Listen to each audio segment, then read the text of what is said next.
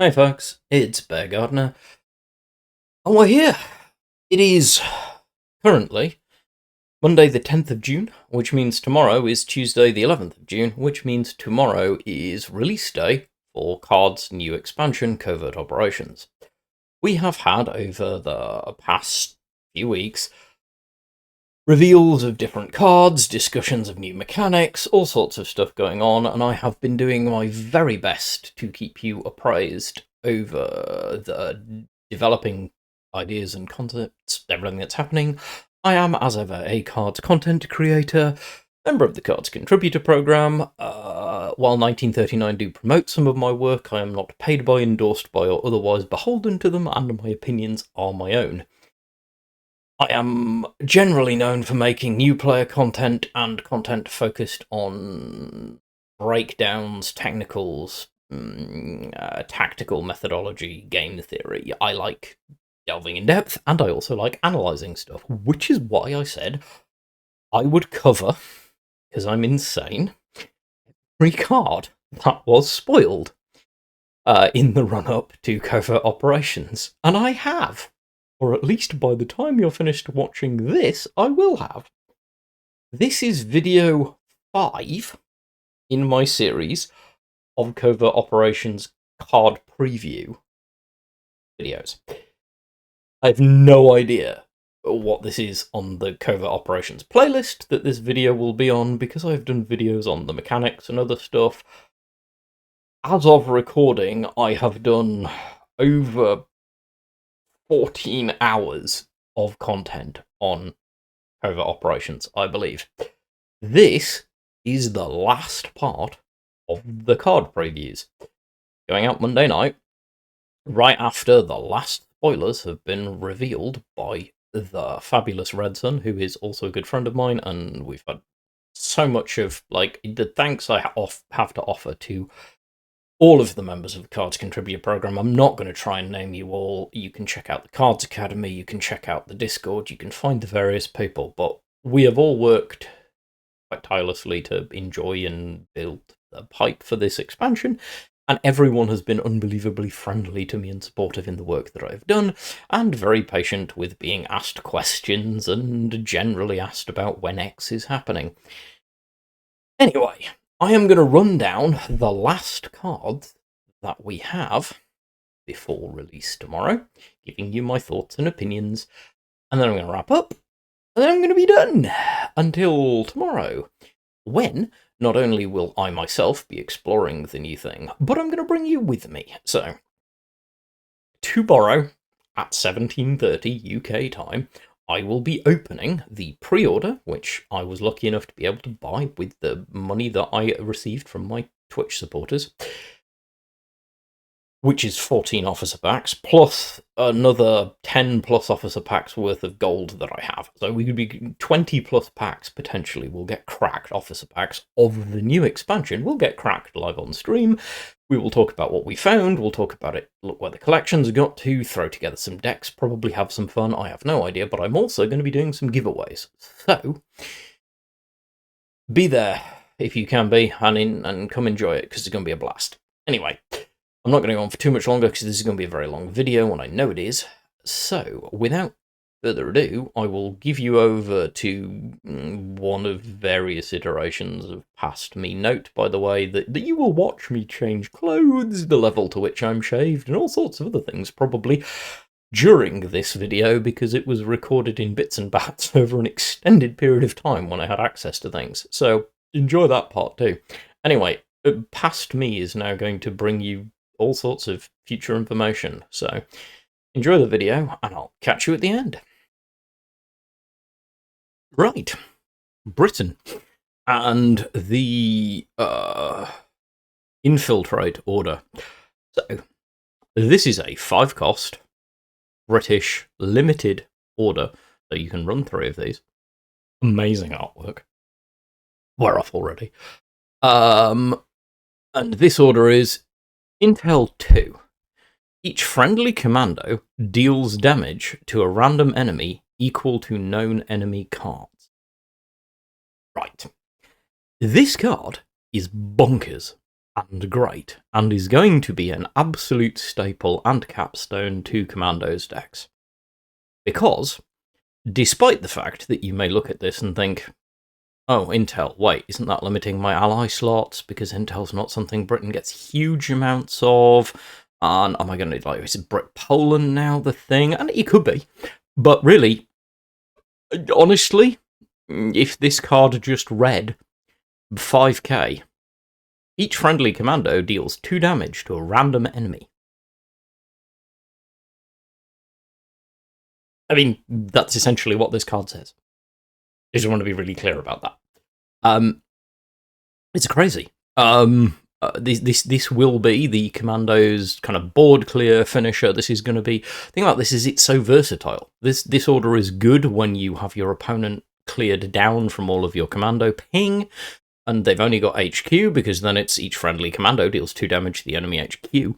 It's also really good if your enemy's establishing a board position, because, I mean, rat-a-tat-thoom. This is a great card. It's not overpowered, it's not broken, it's not going to end the world. It's certainly much more satisfying than the previous Commando's common win condition, which was Commonwealth, because really what else were you going to win with unless you were lucky enough to ping your opponent down endlessly? But it's good. It's expensive. 5 cost is not nothing, so it is late game, but that's okay, because realistically, this is just great value. This is value, again, this is value on a stick. It's limited, so you can run more than one of them. You're probably going to run, I don't know whether you're going to run all 3, you might only run 2, I don't know, I mean, I'm going to try it, but I haven't tried it. I'd probably start running 3 and end up cutting down, because the Commandos deck is actually getting quite full. I'm really quite excited. I think it's a good order, I think it's a good design. Very happy with this. I mean, as I say, this will be a staple in Commandos decks. It's just gonna be. And a really good one at that. Sea Embargo. British order. Standard rarity, so you can run 4 of them. Beautiful artwork. 2 cost. Give target unit +1/+2. If it is an air unit, develop a British air unit with 2 or less attack. So it's more develop, which is interesting. This is good. This is good for a number of reasons. This is good because +1/+2 onto any unit isn't terrible for 2 cost. But if it's an air unit, you're also developing a British air unit. Now, there are misfires on this, but there are some good British air units that you can develop with this. So at least one, like the Blackburn, is quite expensive, so you're probably not going to want to develop that, but depends on where you are. But this can also just develop you the little tiny bombers and fighters that can be so effective in a Brit air deck. So it's giving you a buff on one unit, preferably an air unit. I mean, if you're putting this on a Swordfish, your Swordfish is now 2/5. 2/5 bombers, not nothing. Especially if you have some way of, turning that into attack later on. Synthetic rubber, we're looking at you. This could be good. This could be very, very good. Certainly comboed with close air support and all of that stuff. This is orders that will facilitate a strong British air deck. It's targeted. It's not as great as CAS from the point of view of targeting multiple things, but on the other hand, it is developing you things which can get you access to air units that you don't currently have. I really like this. I think it's cool. I think it is going to see play. I think we are going to see some more Brit air decks coming. Still not convinced whether they're going to be fast enough, but we'll see. But I do like this. I think it's a pretty cool order. Yeah. I think it's going to break anything, but I do think it's quite strong, and the fact that it's standard is pretty good. Are you really going to run 4 of these? I don't know.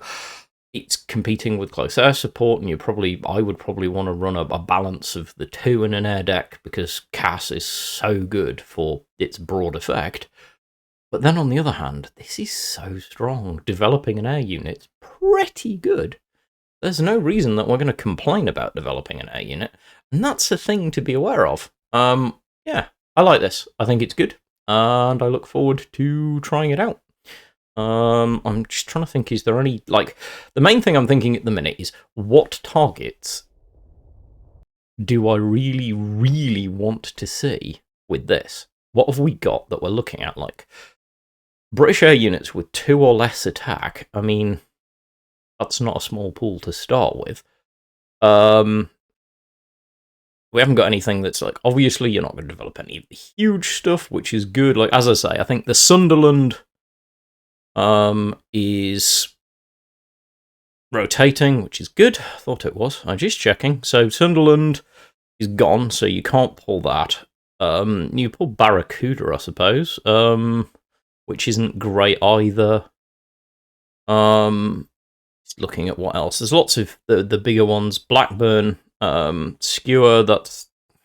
again, you probably wouldn't want that, but you could also pull Kitty Hawk, which is amazing value. Kitty Hawk's good.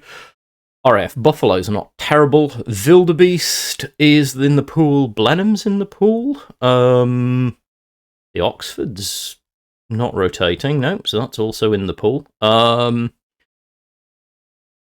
Lysander might be. Will this count? I mean, Exile counts as British, right? I'm just looking at the Lysander and the battle.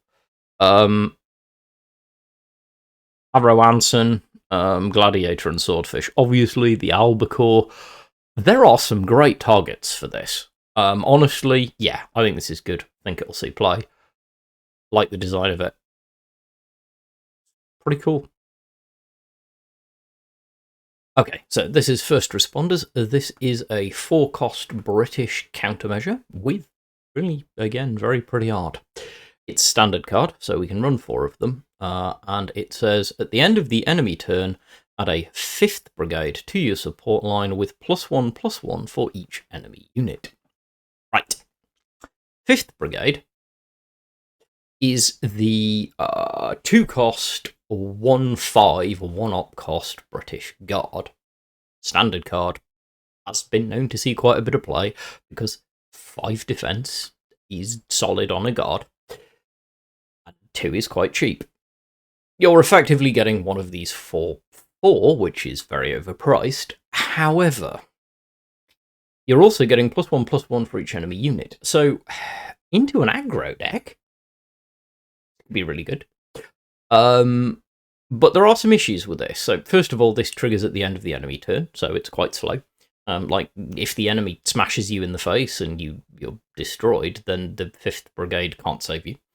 But at the same time, if this is played in the game while it's still developing and your enemy develops a wide board, suddenly this has value. So one of the questions you've got to ask yourself is, at what point is this kind of paying for itself? So we have a 2-cost infantry as a guard, which then gets +1/+1 for each enemy unit. So how many enemy units do I really want to see? How much buff do I want to get on this to feel like it's worth 2 additional credits? A number of ways we could assess this, but one of the easiest ways to assess this is take a look at what you could do to buff this unit anyway. And as it turns out, there are British buffs that are out there that you could try using as a way of considering it. So, for example, you can look at Finest Hours, a 2-cost buff that gives a unit +1/+1 of Blitz, which you could consider to be sort of a way. It's also Entrenched, which is give a friendly guard +3 Fury and Salvage, which is 2 costs. So, okay, so these buffs are landing at about the 2 cost and generally are adding probably a bit more than just +1/+1, but not that much more. So I would argue that I'd want to see 2 enemy units for this to feel worthwhile. 3 enemy units makes it feel decent value, and anything beyond that it could make this really quite good. That said, do I think this is going to see a lot of play? Probably not. This is, unless there is some really specific British archetype that is just going to sit on the support line and absorb hit after hit after hit, which I'm not really sure where the payoff is at this point, because you need a win condition. Like, if Commonwealth was still in the game, this would be really good to include in some Commonwealth decks, because just spamming an extra guard, not bad. But at full cost, I don't think this is going to see an immense amount of play. But it is an interesting idea, and I do kind of like the fact that it... Infantry Regiment 2. So this is a Finnish 5-cost or 1-op cost 4/6 guard. It's a special. It has salvage, has extremely cool art, also has an extremely interesting text effect. So this is a decent body to start with. 5 cost for a 4/6 guard with salvage is not bad. But it also has your salvaged units destroy any unit they damage. So, your salvaged units are all going to be 1/1s. Unless you have the Infantry Regiment 6, which is the one that turns them into 4/4s on deployment. But this means that as a 1/1, they are all basically sissy. As in the unit that if it damages something, destroys it. And that is a powerful text effect to give to a bunch of salvaged 1/1s, particularly given that this thing is salvaging anything that it destroys, which is a lot of things with 4 attack. This particularly is going to be a card that aggro decks, tokens, Japan aggro, we're looking at you, are going to need to deal with, because otherwise it's just going to create an enormous amount of value in the form of a really cheap mini missiles that Finland can throw back at you, destroying your units. This is a very Finland card. It is probably going to see some play. Not quite sure where. It's a slower Japan-Finland deck, maybe? Or maybe we'll see a Finland deck that combines into a main nation that does something different. But this is not a bad card, and it's certainly got a text effect you need to sit up and take notice of. You don't really want to leave this lying around.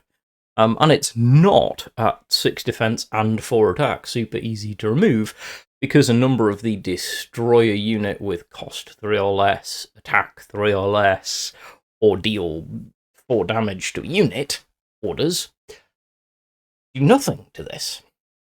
I mean, there is still removal in this game, but this is not an easy target to remove. So, yeah, this is a strong Finland tool, and I'm sure we will see some people find some ways to use it. Depot Raid. Finnish order. So, Finland, limited rarity, so you can run 3 of them. 4 cost. Send target enemy unit to owner's hand. Add a salvaged copy to your hand. Okay. Let's start with how cool the art looks, with the raid going off and the explosion and the Finnish troops in their snow gear. That's great. Why am I talking about how much I like the artwork on this? Because you're probably already with me on the fact that I'm not sure I like this. I'm truly not certain that I really like this at all. So, what is this actually good for? What can we actually do with this order? So, natural targets, anything with a really strong deployment effect, only we don't want to do that, because then we're giving our opponent the deployment effect again. I mean, we are credit taxing them for doing it, but we're also paying 4 credits ourselves, which is not nothing. To get a 1/1 copy with the deployment effect. Otherwise, we're just getting a 1/1 unit to our hand for 4 cost. There are very few. In fact, I'm really struggling to land on situations where I'm really going to feel good about playing this card. I might get proven wrong. But this is a very, very expensive, not particularly great card in a nation which has got amazing orders. I mean, the other 4-cost order, like the other 4-cost orders in Finland, Frozen Assets, which is basically destroy a unit, because it's the add a sissy to adjacent friendly unit, and it has Blitz and Salvage, which is this but better, in almost all situations, and is, by the way, a standard card. White Death, another 4-cost order, suppress all of the enemy stuff. Genuinely, like, even Cold Trap, which granted is a countermeasure, is 2-cost, switch the attacking unit to target, I think, like, Breaking Point, if you got something that's suppressed and pinned, even, I would argue, is better than this. Yeah, hot take, lukewarm take it where you like, but I really don't like this. I do not value this card. I do not expect it to see really much of any play at all in a nation which is already really pushed, because finding 12 good Finland cards to include as an ally in your deck is not hard. This is not going to be in that calculation on a regular basis. Bit of a shame. But it's not going to make the cut. There just isn't, which is sad. Friendly Fire. First of all, I love the concept of this card. I love the artwork. I love the design idea behind this. It's really interesting. This is always an interesting thing to see being entered into any game. There are various card game after card game, game after game, has played around with mechanics like this. So this is a 2-cost Finnish countermeasure, and it's standard rarity. You can run 4 of them. But when an enemy unit attacks, it deals its damage to a random enemy. Right. So, first of all, some clarifications on what this does and doesn't do, because it is not the most intuitive of text when you try and dig into it. When the enemy attacks and this triggers, the enemy will deal its damage to a random enemy, your enemy, as in one of their own targets, including their HQ. In effect, this stops combat. So your defending unit does not deal its damage back, does not take any damage, doesn't trigger other stuff, to my understanding. Why is that relevant? Because that actually makes this already relatively lukewarm card less good, and I will tell you why.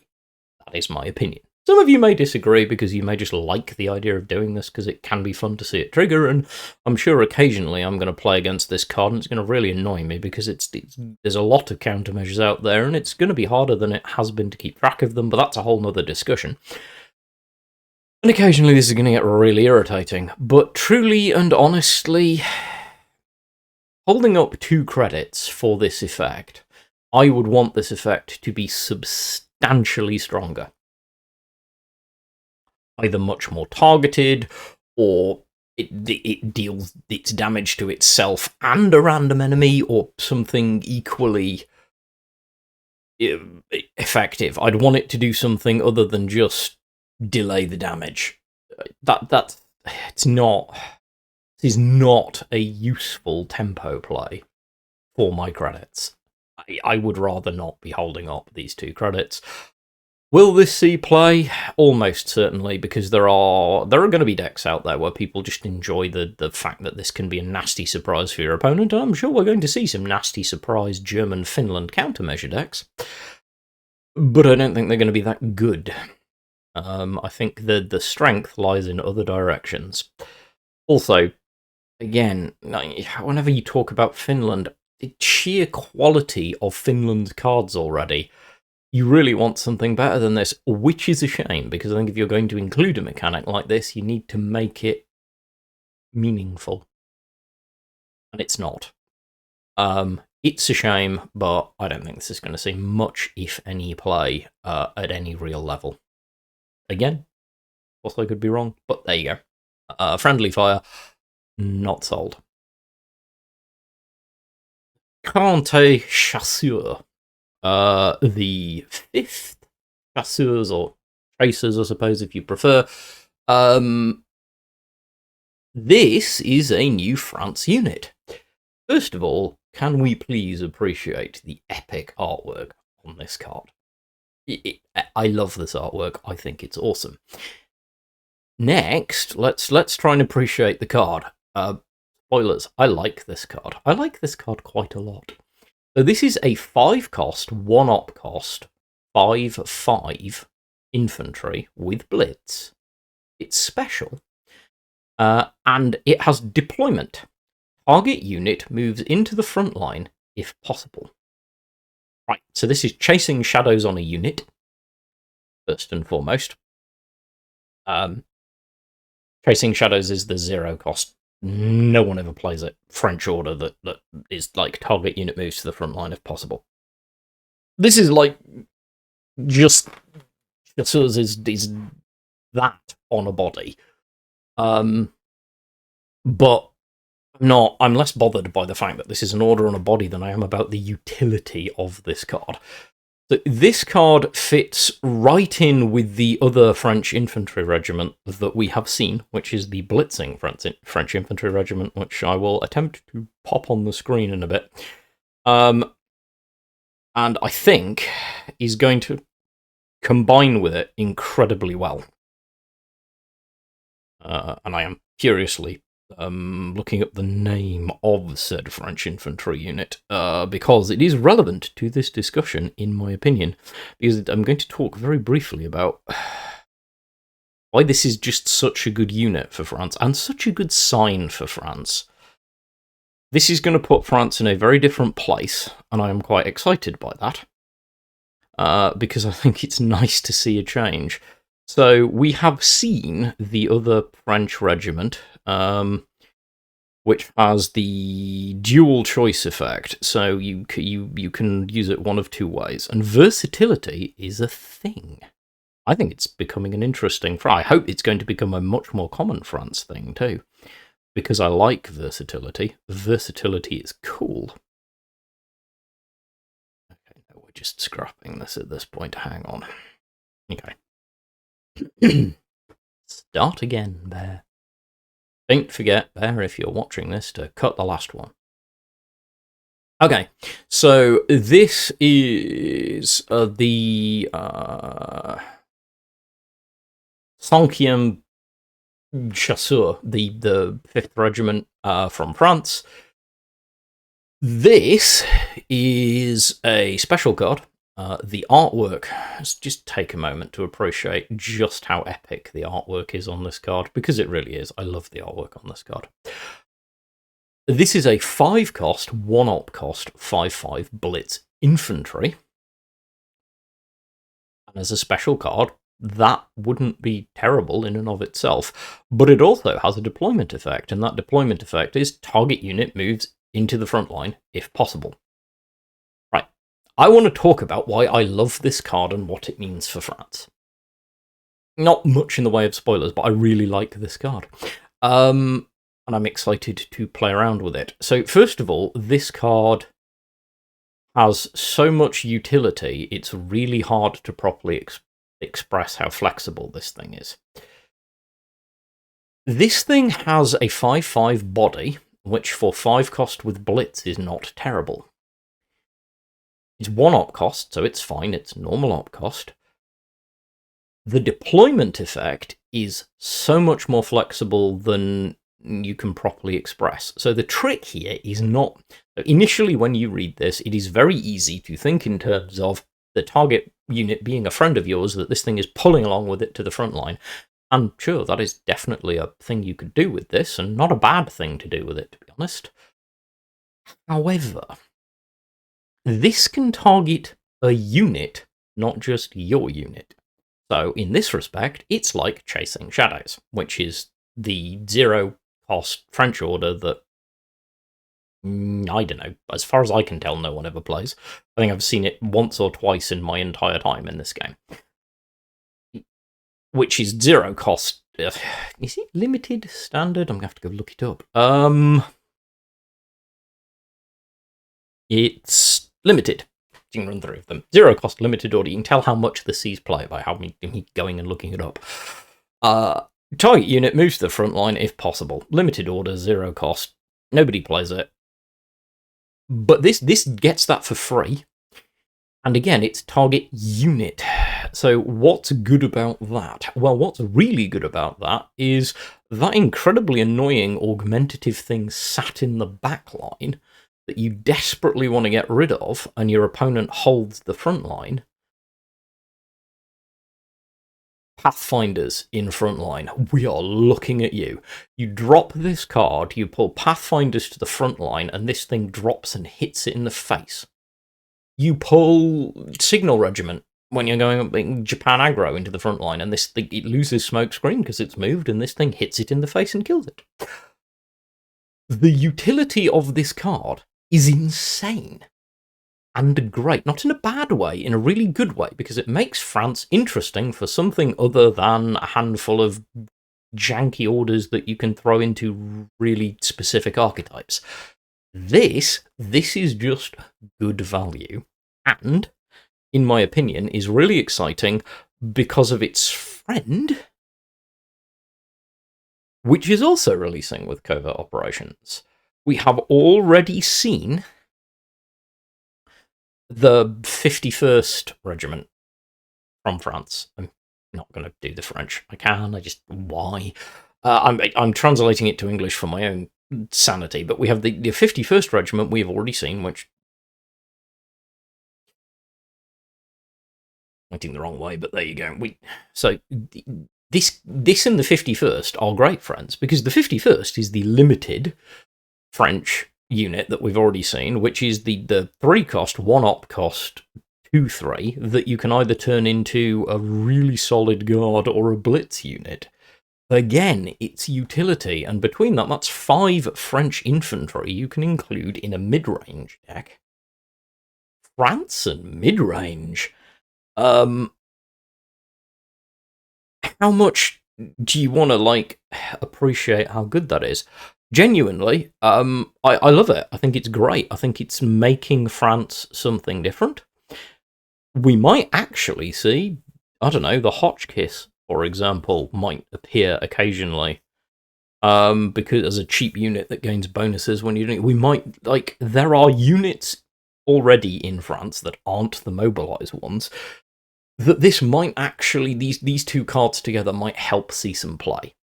And if nothing else, this is putting France into the running as being a viable ally for mid-range decks. And I love that, because I would love to see more France just being generally played. So yes, I'm super excited by this. I think this is very on point. I think it's very well defined. It's very strong, but not too strong. I think it's well set as a special, and I think it will see play. Recuperation. So we have a German 2 cost order. It's standard rarity. Run 4 of them. Recuperation. Give a unit +2 attack. If it is pinned, remove the pin and give it +4 attack instead. Okay, so first of all, the artwork's nice. Second of all, the idea is, actually, let's be honest, irritatingly situational. 2 cost for +2 attack when things like Blitzkrieg exist in the game. Granted, this is permanent, but meh. If it's pinned, remove the pin and give it +4 attack. Okay, so situationally, there are times when hypothetically this could be quite good if you're playing against a lot of pin. How much... whether this sees any play at all is totally going to depend on how much pin we see. Against a Commandos deck running a bunch of pin orders like Naval Superiority and the new Commandos order, suddenly this might actually be quite useful, but most of the time, this is just too situational. Don't have any real value. I live to be proven wrong, but genuinely I think this is just a card that's going to add to the pool and sit quietly in a corner gathering dust, because it just isn't doing enough. It's not doing anything that I have any reason to particularly care about. And the one thing that it could do that is theoretically quite powerful, which is get past a pin and give a unit +4 attack, is so situational it hurts, and you want me to include a card in my deck and pay 2 credits for it. No, I don't think so. I don't think we're going to see much more of this beyond the reviews that we see of it, and that's a shame. Shifting Attack. This is a German elite order with, by the way, elite artwork. I love the art on there. I'm also fairly sure I recognise it from somewhere, but that's entirely irrelevant. Anyway, this is an elite order, 2 cost. Send friendly unit to owner's hand. It costs 0 credits to deploy this turn.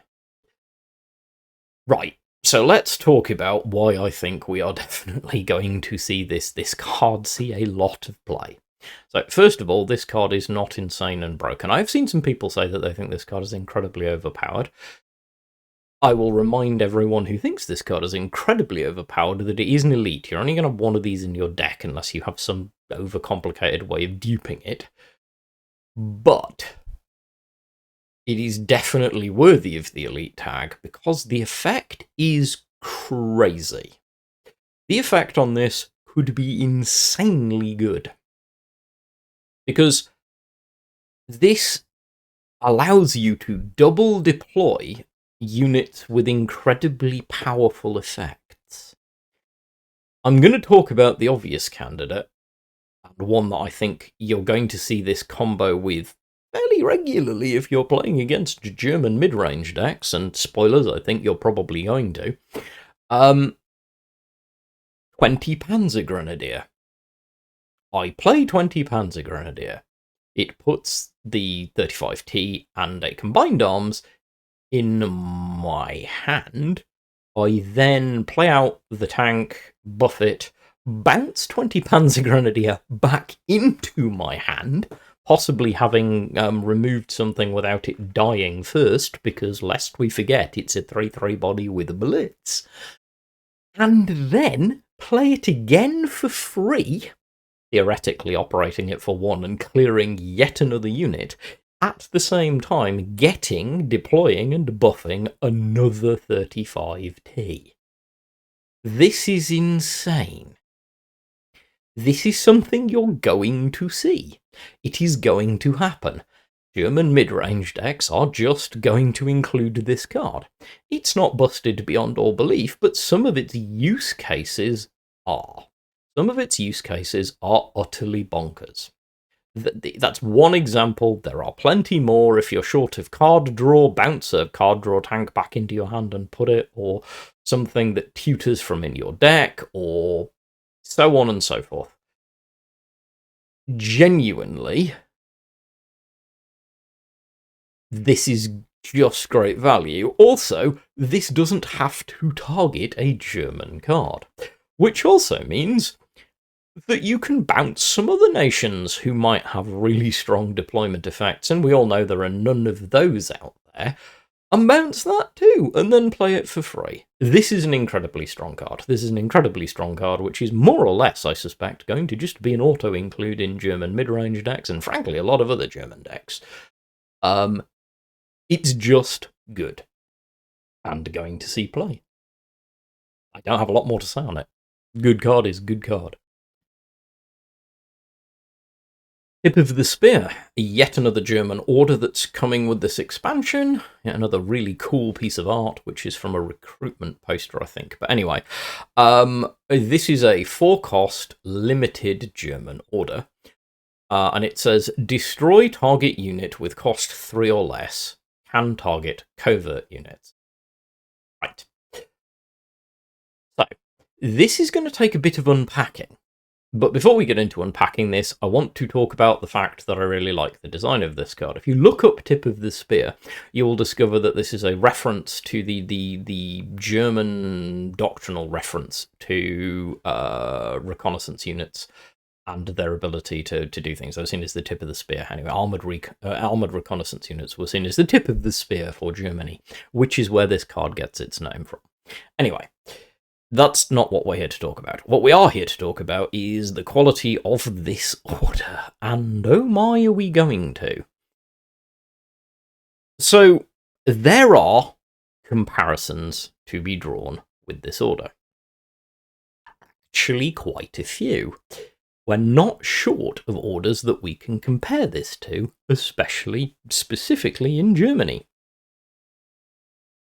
So, this is literally a more expensive Sudden Strike that hits a harder unit, except that it can target Covert. Sudden Strike is the 2-cost German order that is destroy a unit that costs 2 or less. This is a 4-cost order that destroys a unit that costs 3 or less. Other good comparisons, and in my opinion a very potent comparison for this, is Pummel. Pummel is the 4-cost order, which is suppress target unit, then destroy it if it costs 3 or less. These are non-identical twin brothers. Their core requirements are the same. You target a unit, if it costs 3 or less, it dies. The difference is one of them suppresses it if it costs more than 3. This one lets you target covert units, all of which currently cost exactly 3 credits. So this is destroy target covert unit for 4. It's also right up there with Air Barons. It's another limited order. That one is 4 cost, destroy target air units, draw a card.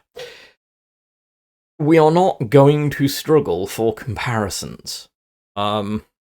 Nor should we. I think it's absolutely fine that we do make those comparisons. There's another one that sprang to mind, and I'm trying to remember what it was, but there was Tactical Strike. Tac Strike, which is the deal 2 damage to a unit, deal 4 damage instead if it's in the support line, which is 3 cost. It's another limited order. This is the whole suite of just German removal tools. Now, how good is this in those German removal tools? Well, Covert's a thing, and certainly early on in the season, or rather the release of Covert Operations, it's going to be a thing we're probably going to see quite a bit of.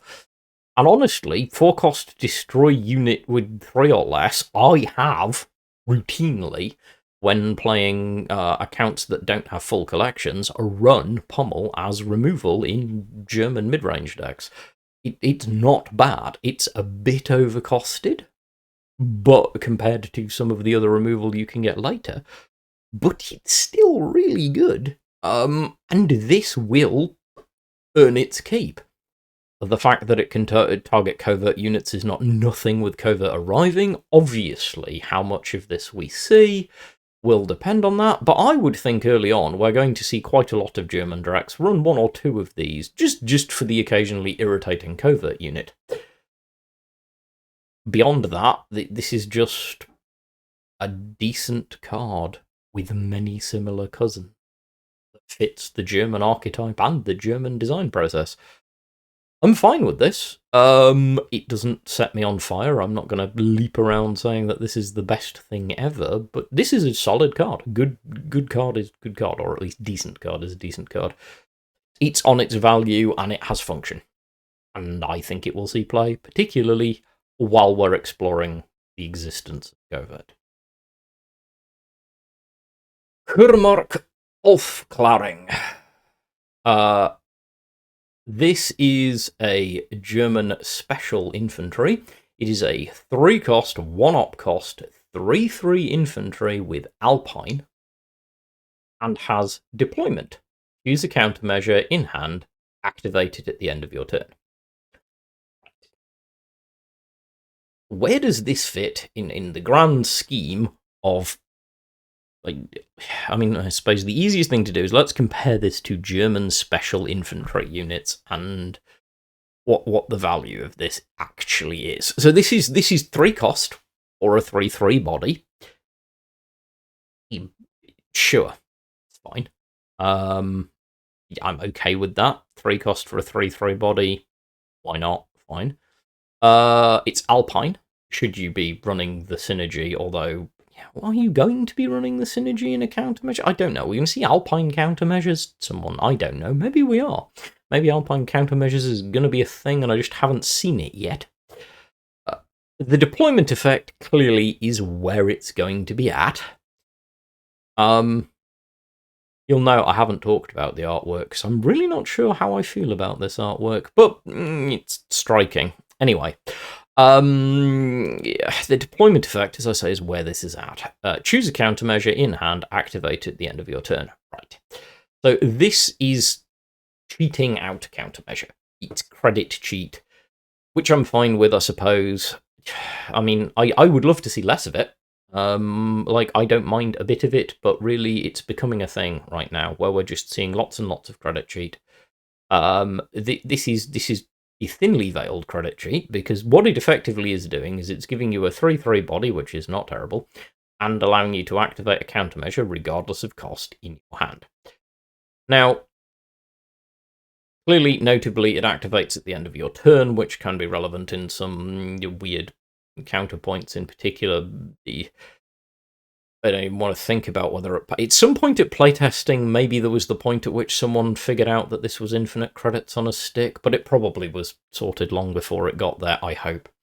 Because you can deactivate countermeasure to get the credits back, so you could actually, cheat out a bunch. Anyway, that's not a thing. It's not part of it. I'm waffling endlessly about design process, which probably has something to do with the fact that I'm mostly indifferent about this card.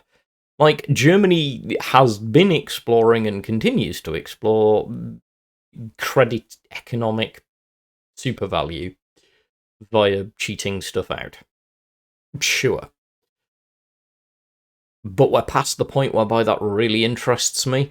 Sure, with countermeasures becoming a thing, this is going to make its way into some countermeasures decks, but then on the other hand, it's only a special, so it's your 2 countermeasures a game and a 3/3 body.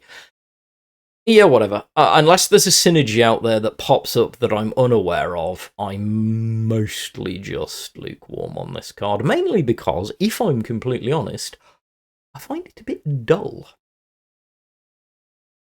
Sorry, there's nothing interesting for me in it. Anyway, still, it'll see some play. Countermeasures decks will be a thing for a while. Here we go. I feel weird talking about these in this video, but it is necessary because I am a completist. Because there's a whole video on the next cards. These are at the end of the German section for a reason. These are the cards which I revealed as part of spoiler season. And they are very good. Right. Blitz Doctrine. This is a 1-cost German special order. It really is quite special. Blitz Doctrine says, develop a German light tank, add Contest Doctrine to your hand. Right, clarification time. Light tanks are any tank, in this case German tank, that costs 3 or less. Medium and heavy tanks are any tank that costs 4 or more. This has been clarified and is important, and I'm kind of vaguely aware that the artwork is not helping this card. It has been pointed out to me that but this is going to be interesting. Because I've had some people wonder whether the artwork on this is suggestive of a tank that isn't a light tank, and so on and so forth. Anyway. Sure. I think the art on this is someone who knows more about tanks is going to tell me I'm wrong, but I think this is the Panzer IIIL in the art, and yes, the Panzer IIIL counts as a light tank, even though, and I'm with you. Those of you who are out there, you are in my tribe. The definition of light and heavy and medium tanks in this is not great. However, we're playing a card game, and it has to be a hard definition that makes sense from game design, and cost is where that breakpoint is. So we're just going to have to live with it. Otherwise, it would just get silly and complicated, which I'm kind of fine with. However, let's get back to the actual card. So I get to put a German light tank in hand. So I see 3 from a pool of however many there will be at the time. It's a large pool. There's like 9 or... no, there's nearly 12-ish cards, I think, possibly more. There's more. I'm scrolling. You get Flam Panzers in here, 38T, the F, obviously the 35T. You can go look this up. There are cards that you are not going to be... You have a fairly broad selection, and you're probably, in that selection, going to see something useful. So that's not nothing. I mean, Lord, the pool includes 2 elite... yes, it includes 2 elite tanks. Because Greif and Panzer 3L are both in this pool. So in and of itself, it's generating you a light tank, and you can then deploy. Is that really, like, tempo-wise, is that really any good? I mean, you're paying a credit to then get something that you pay a credit out for. If you're light tank spamming, this is probably not doing anything for you. But realistically, the point of this card is to get you Contest Doctrine with some immediate payoff. And as a result, we'll talk about Contest Doctrine. Contest Doctrine. This is a 3-cost German order with no rarity, because you can't put this card in your deck. It can only come into existence by virtue of playing Blitz Doctrine. The art is stunning. Just want to get that out of the way. This says, develop a German medium or heavy tank. As noted before, that is any German tank that costs 4 or more. It's a big pool, and there are some serious bodies in there. And then, tanks you deploy this battle get +1/+1. This card is so good, it hurts. This card is also probably not going to stay this good, or rather, if it stays this good, it's probably not going to stay this cheap. This is very strong, because developing the tank is lovely. So far, for one order, you have gotten 2 tanks. So effectively, this is a 4-cost tiered order that develops 2 tanks and gives you +1/+1 to all tanks you deploy for the rest of the game. Plus, you can play it twice, so you could get it to +2/+2, or you could pull some crazy jank and try and duplicate it. But I'm not going to go down that rabbit hole. The point is, the value of this is unmistakable when you take a look at it for any length of time. This is an incredibly strong card. I talked about it in my video, which has been talked about by other people since. This card is really good, is going to see quite a lot of play in German mid-range decks. I don't know whether... I am not... Is this auto-include in Heinz? It depends how fast you want your Heinz to be. Because this could be a little bit slow, but then on the other hand, if you don't mind slowing down a bit and going for some slightly bigger bodies, this thing's got teeth.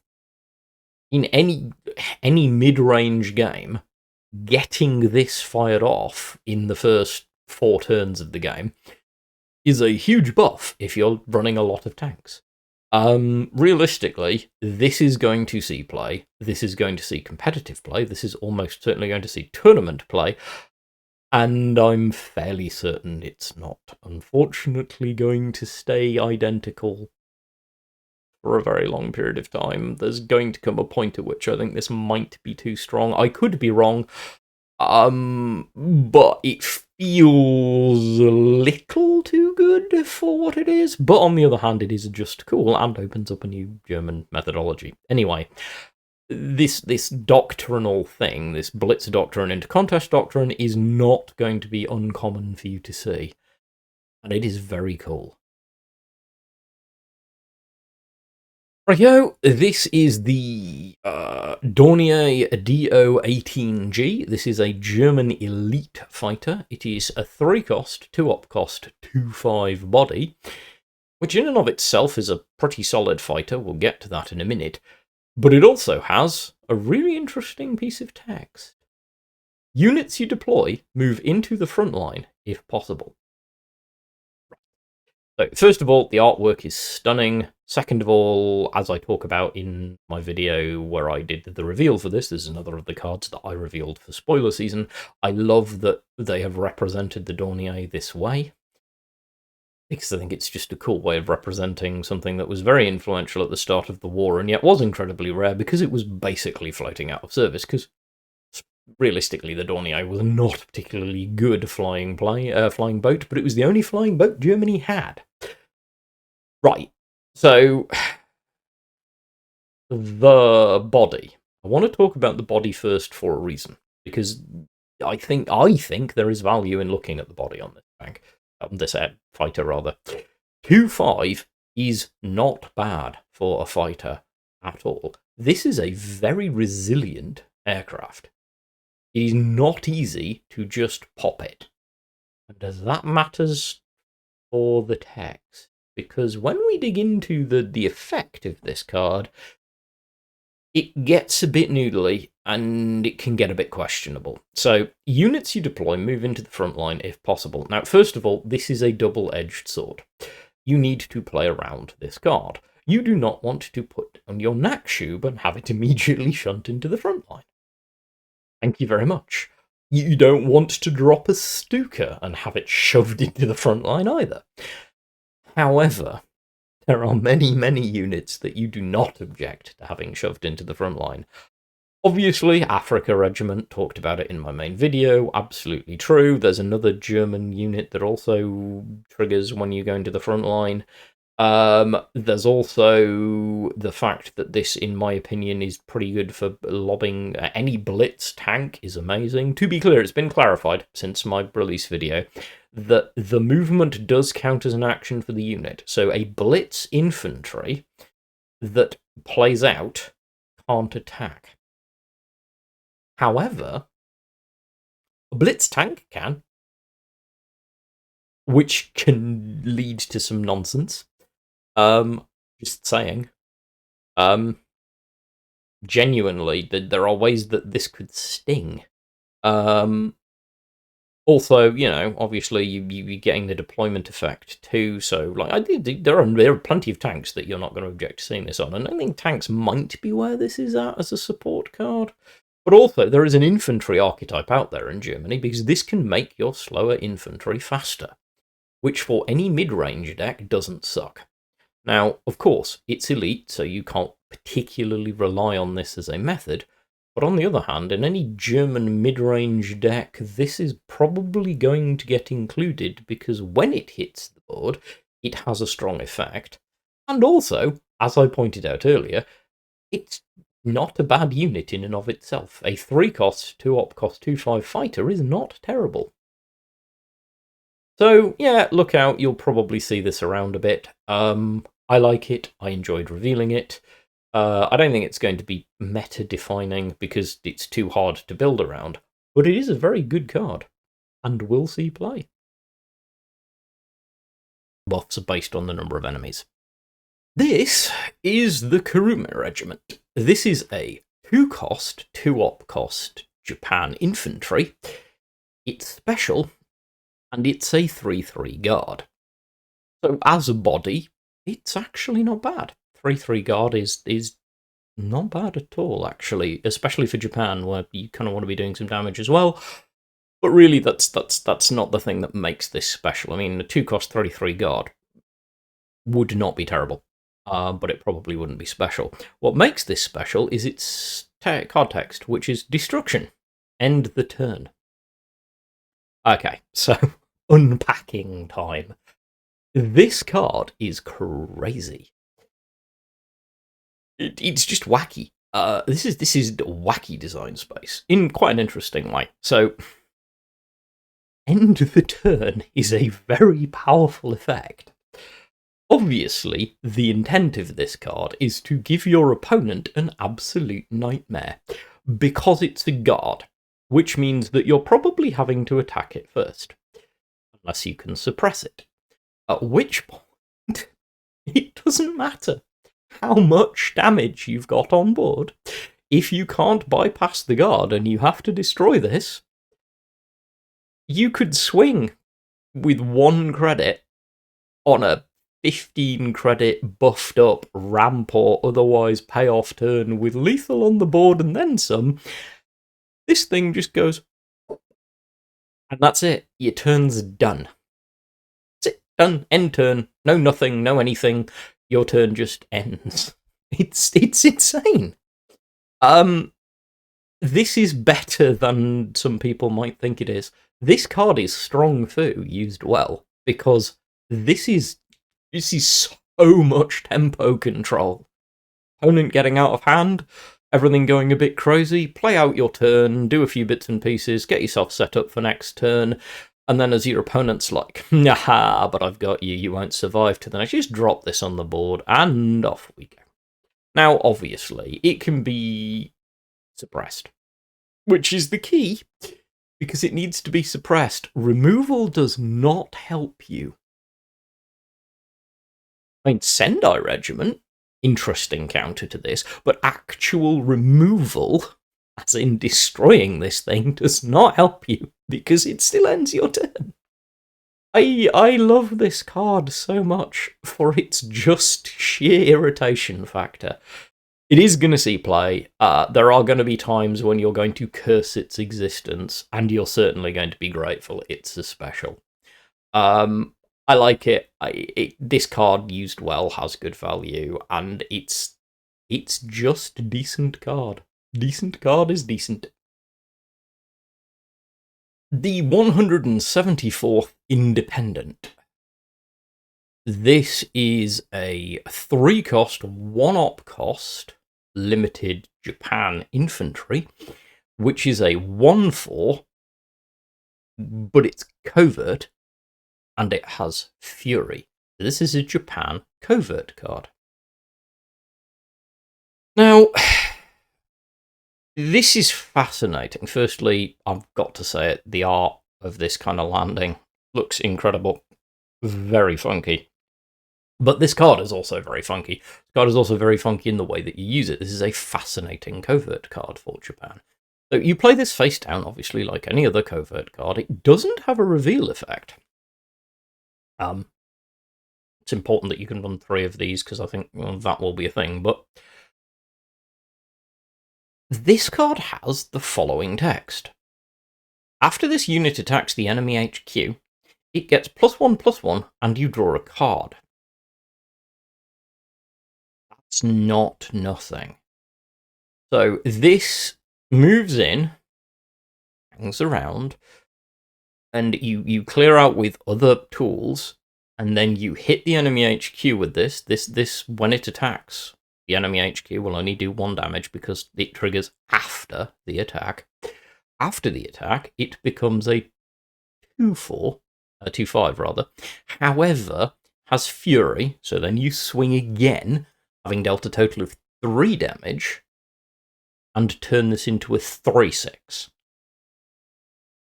That's a 3/6 Fury Infantry for 1-op cost in your opponent's face. And you get to draw a card. Twice. Twice. Yes, I did say twice. There is no full stop here, there's no weird rider on this. After it attacks the enemy HQ, which it will do with its first attack on Fury, it gets +1/+1 and you draw a card. Then you swing again, and it gets +1/+1, and you draw a card. This is really good. This has the potential to build you some cascade draw and put you in really strong position on turns. This is a very good card, which is going to see play, I suspect. Japan isn't hyper covert heavy, but this is a strong covert card. So yeah, this also makes it interesting to see where Soviet decks go with their choice.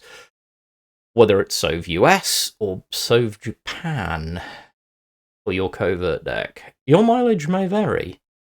People are going to experiment with this, because on its own, it is rather good. The 40th Cavalry Regiment. This is a Japan special. It is a 3-cost, 0-op cost, 4/3 infantry. The art's amazing. The effect, the text on this card is also fairly amazing. So a 4-3 body for 3 with 0 op cost is good value on infantry.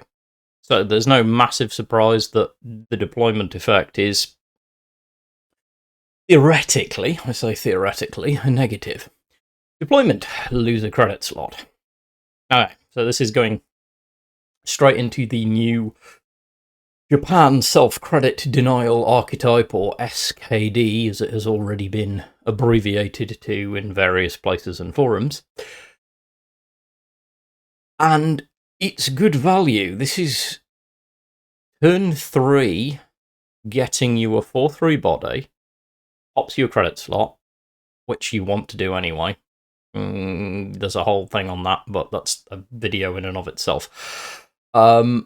And then this has a really fun destruction effect.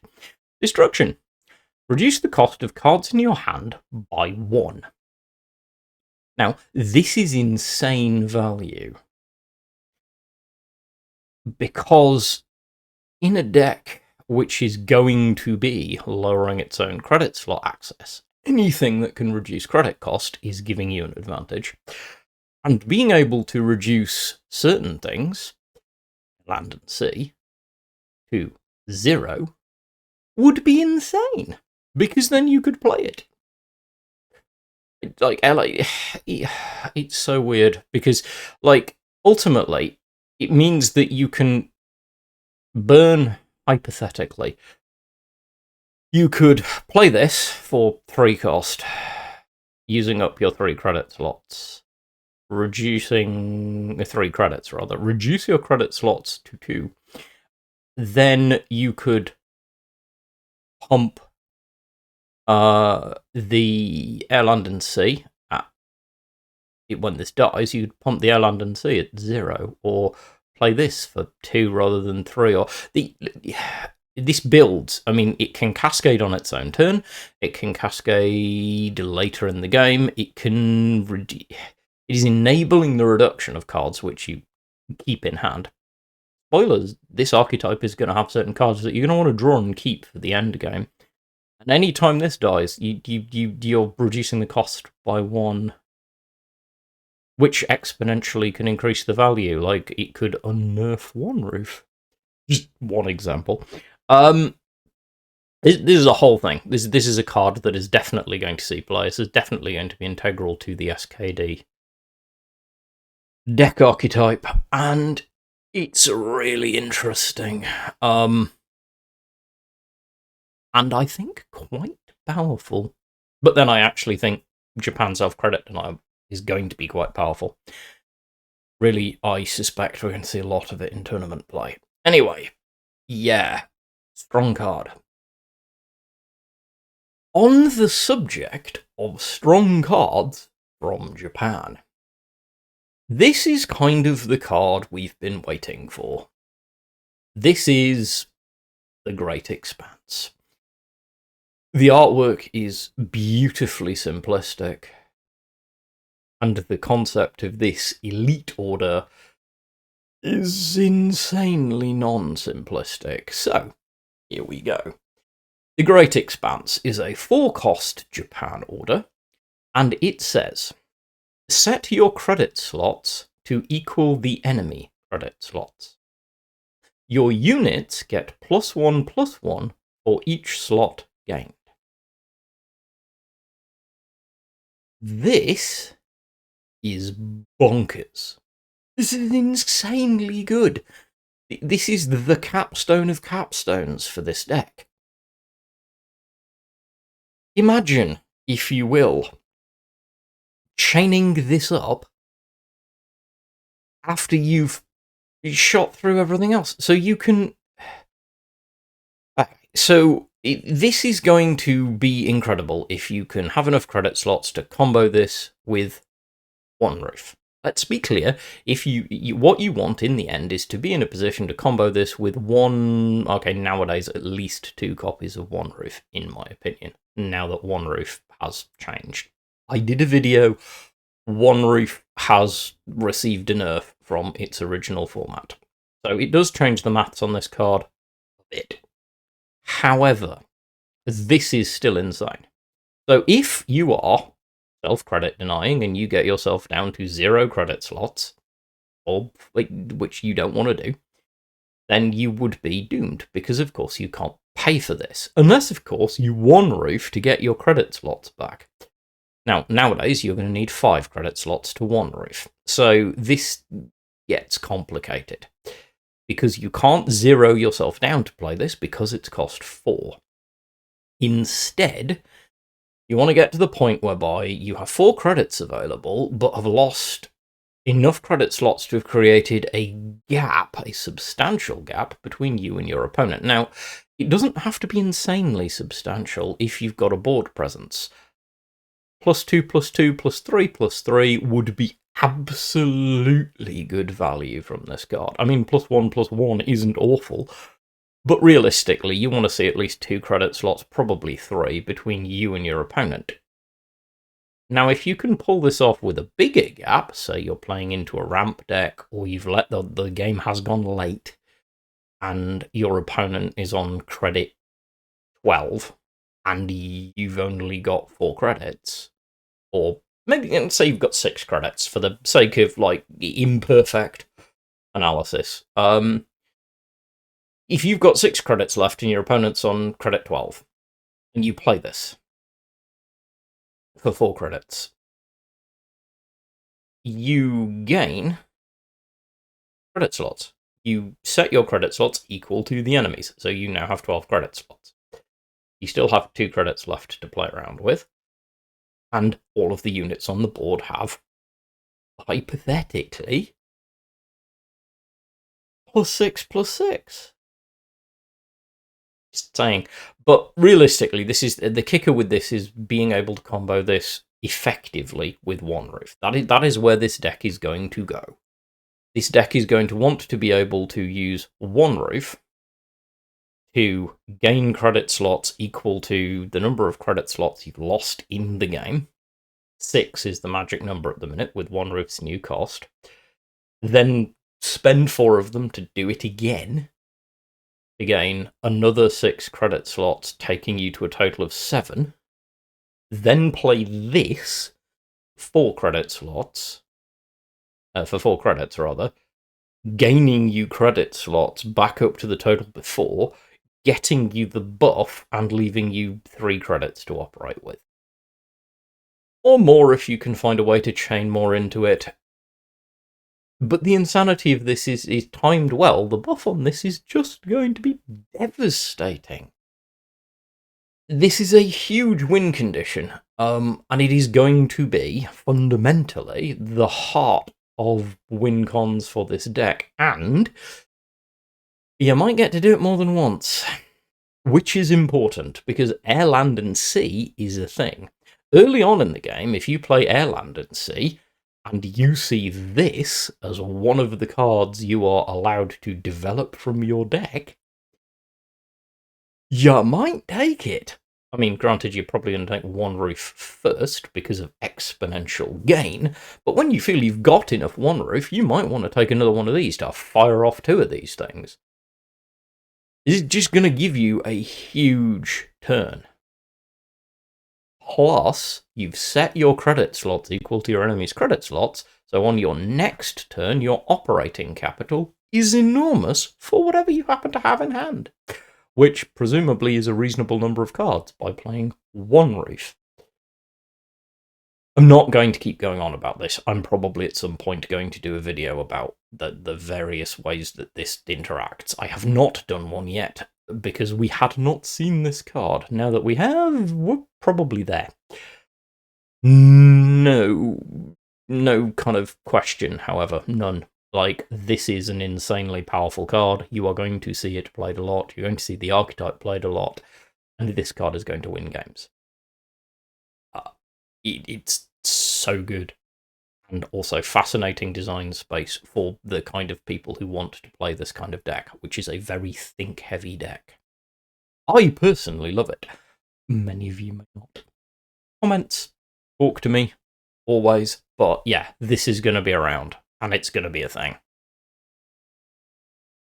Stretch the line. It's Polish card. This is a 2-cost Polish order. It's standard rarity, which means you can run 4 of them. It has really funky artwork.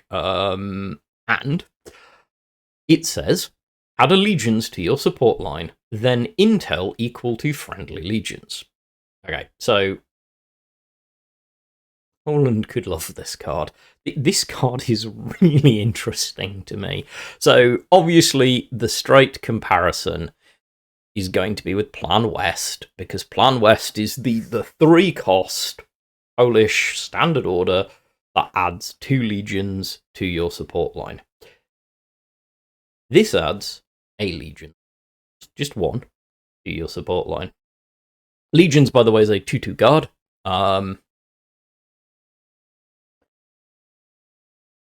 That, by the way, gains a buff, which is going to be important.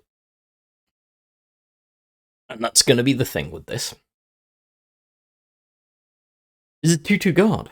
It's 2/2 guard that gets +1/+1 when you play a card with intel. Now, I think, whether this hits its own, I can't remember, but it might. But the point is that this also gives you intel, which is a Poland thing. Intel tells you a number of cards in your opponent's hand equal to the intel value. This is intel equal to friendly legions, so minimum 1, probably more. So you are probably playing this when you've got 1 or 2 other legions on the board, at which point, firstly, this puts a legions on the board. Then it buffs the legions that are on the board by +1/+1 because you played an intel card. Then, and in the process, gives you intel equal to the number of friendly legions, which presumably counts itself, so that could be 3. This card could be good. I don't know. I really don't know if it will see play, because Poland is an ally nation, which means that, as someone who is currently playing quite a lot of legions, I'm playing quite a lot of Japan-Poland legions at the moment. I don't know if I would find room for this or not, but I'd certainly try it. I like this. I think it's interesting. I'd never object to intel. The fact that this is legions and intel, when legions feeds off intel, means that this has got potential. So this is a decent buff for Poland. This is a good card to see. I've no objection to this. I think it's just solid. That's really all I've got to say. I think it's just a solid card, which will probably see at least some play. This is the 97th Rifles. This is a Russian elite. I know Soviet elites have been something that people have been waiting for. And I'm really interested to see what this does. So first of all, this has super cool art. It really does. I think it's quite funky. And secondly, this has a really interesting set of effects. So 97th Rifles is an elite. It is a 1-cost, 1-op cost, 1/2 guard, which on the face of it, you will definitely be wondering, why would this be an elite? It's an elite because it has destruction. Shuffle 414th Rifle into your deck, then draw a card. Right. 414th Rifles.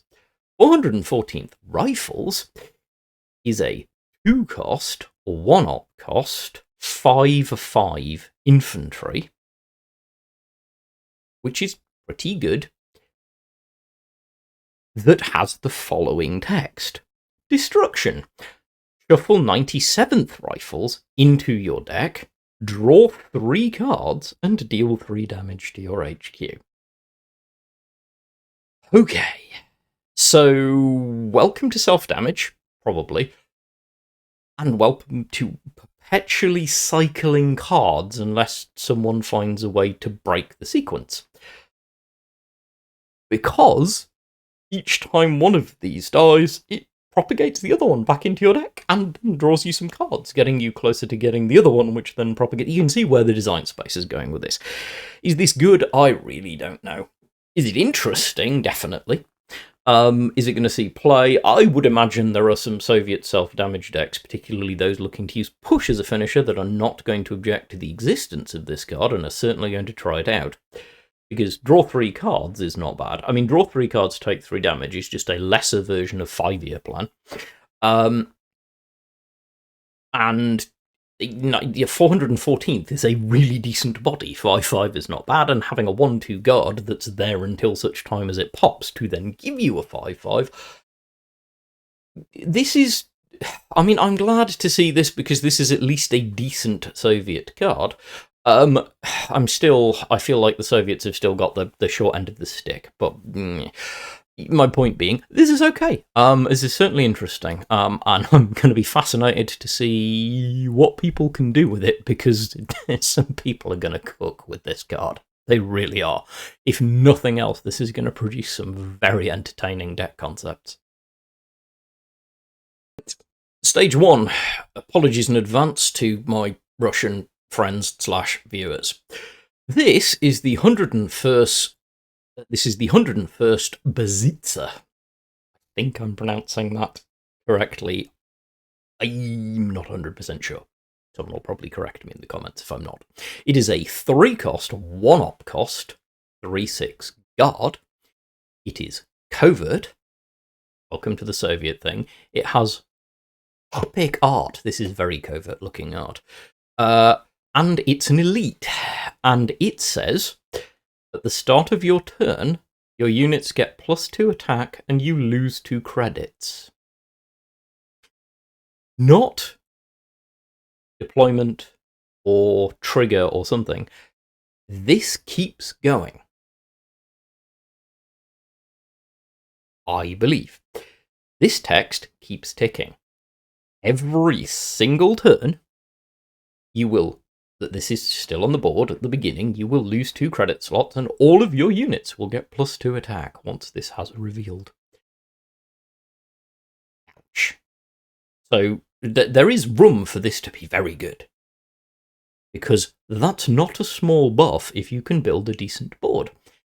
Certainly not if it has a bunch of other covert stuff triggering around it. And this is a guard with 6 health, so it's not necessarily going anywhere. And if it triggers itself just once, it's a 5/6.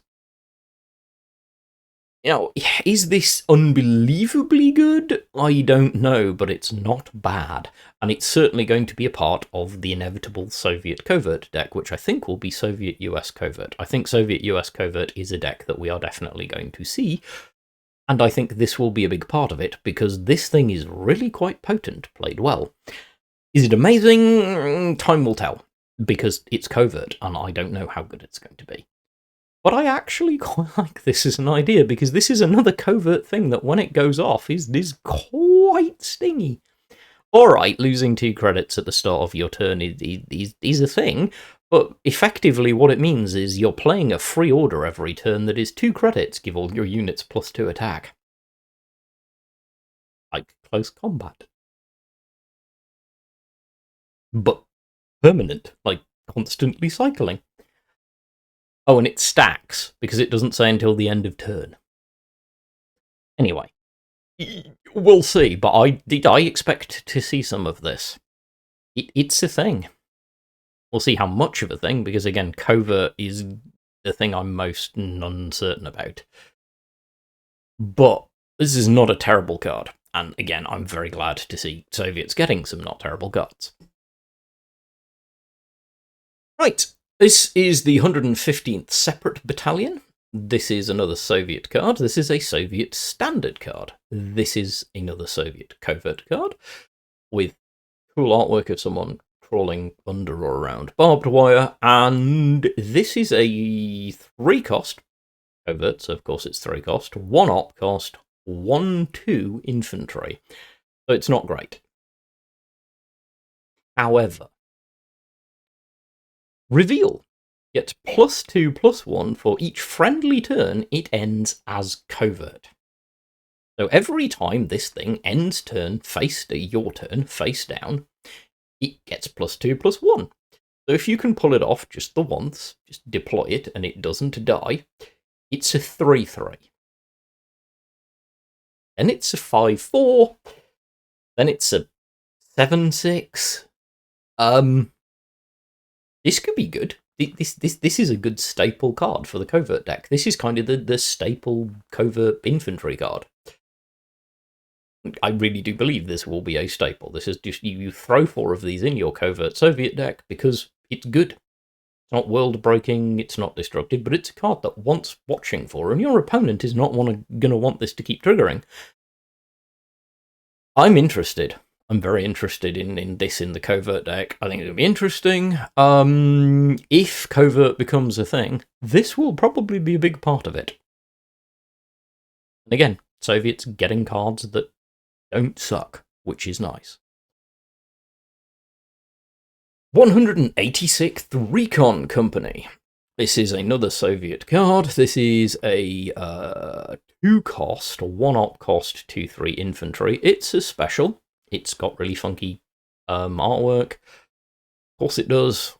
Really hitting some great art in this expansion. Wherever it's sourced from, they're doing it well. And this has, when a friendly covert unit is revealed, give your units +1/+1. All right, so this is the engine card.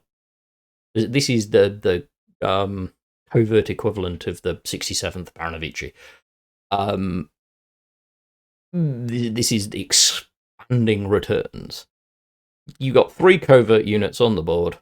You drop this thing for 2 credits. Your remaining credits that you have enough credits to operate those 3 cards. You reveal those 3 cards. All of those 3 cards get +1/+1 3 times over. Including this, because it targets itself, it's all of your units. This could be very good. This is a card that your opponent will want to get rid of rapidly, which of course is why it's relatively cheap, because you're going to play it, get a good turn out of it, and then it's probably getting removed if your opponent can. If your opponent can't remove it, just like the Baranovici, it's going to snowball hard. Again, this is another card which is making the covert archetype happen. Whether that's a good thing or not, see my video on covert as a mechanic and my slight concerns about this, but this is certainly creating a deck archetype that can work. And it's another decent Soviet card. Okay, 392nd Rifles. 4-cost, 3/5 Soviet infantry, limited card. So, not a bad body, actually.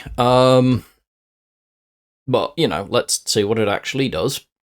Give units you deploy +2 attack and deal them 1 damage. Becomes veteran when it is dealt 4+ damage. Right, so this hits the board.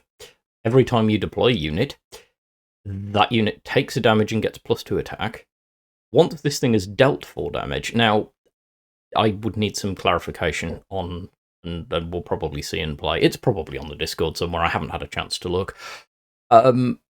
Whether this is specifically 4 damage from its card text, or, as I suspect, more accurately is the case, that you swing with this, then deploy 1 unit, and it would instantly become veteran, because it's dealt a total of 4 damage, 3 from itself and 1 from its thing, which is how I suspect this will work, but please don't quote me on it, I'm not 100% sure.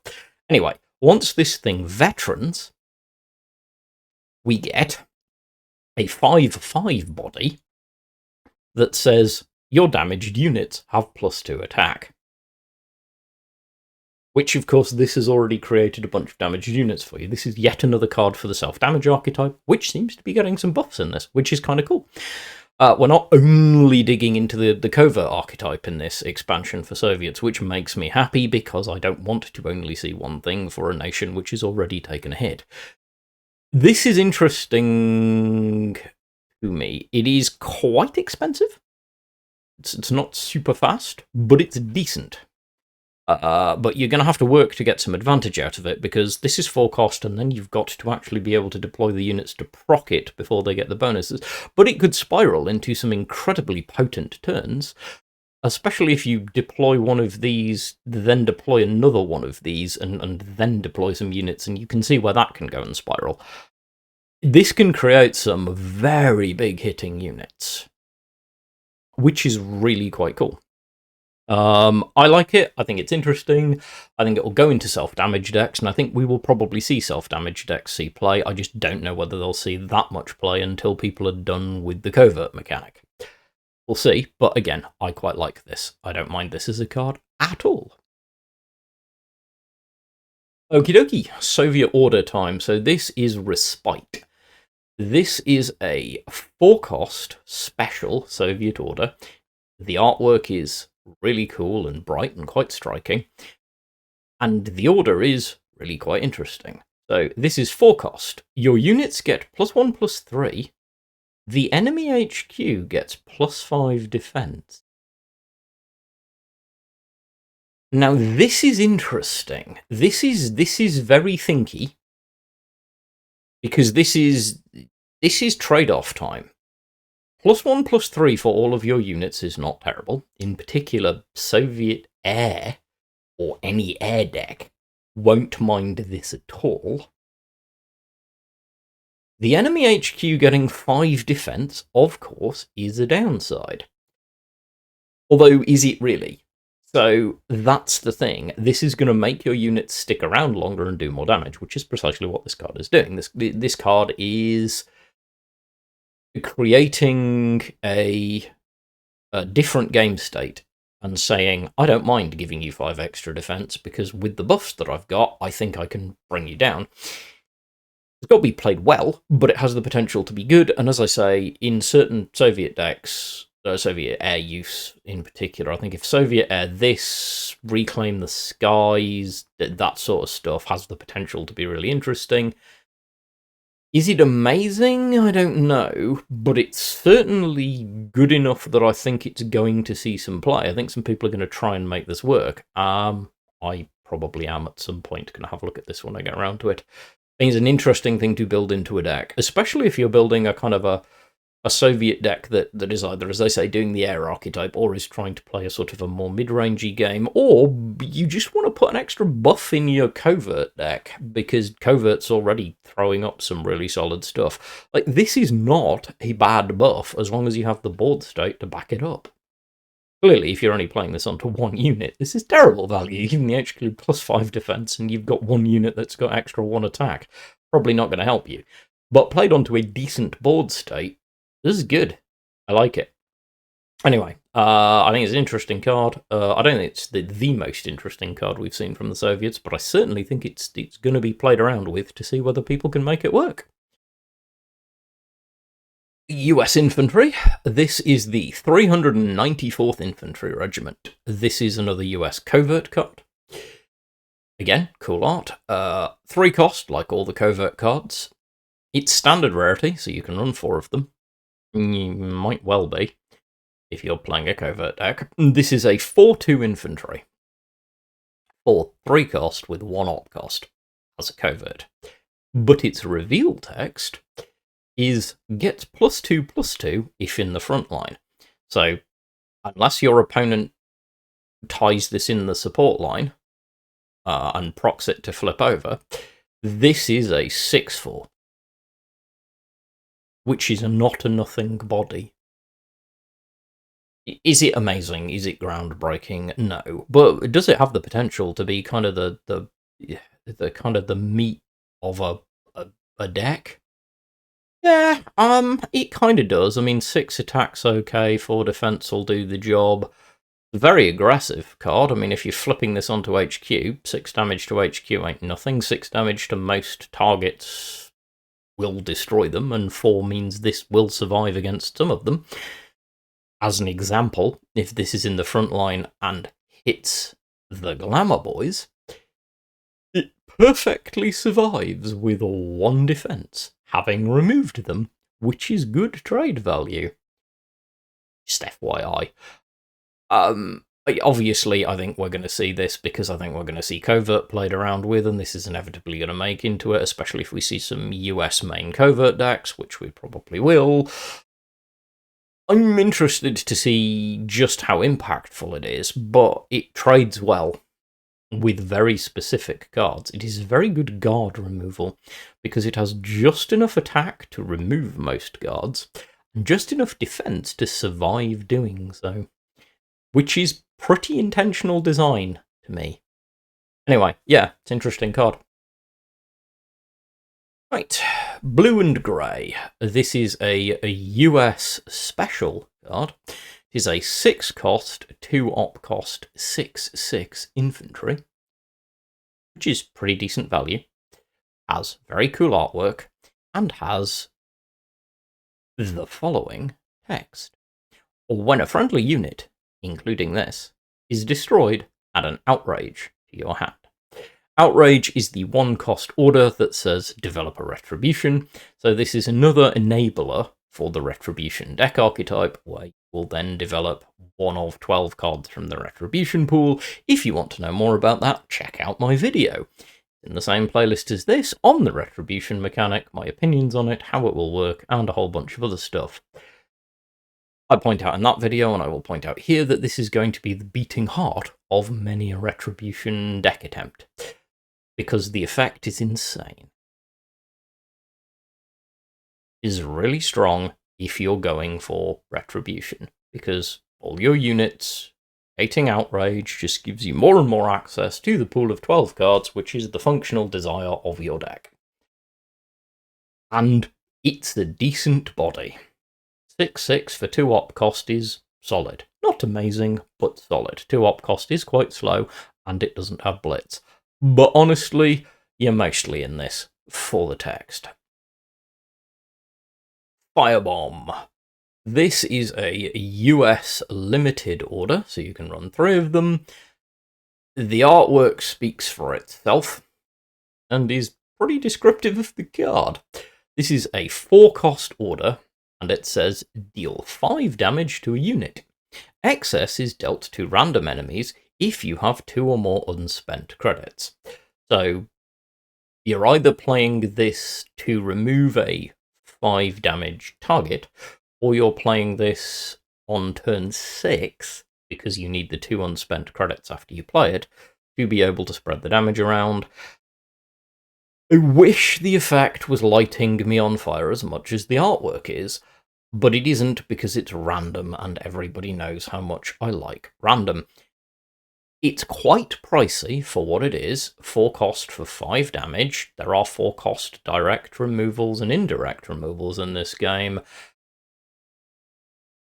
But it is limited, and the excess being pinged around is very, very good against light defense targets, like early tokens, Japan aggro.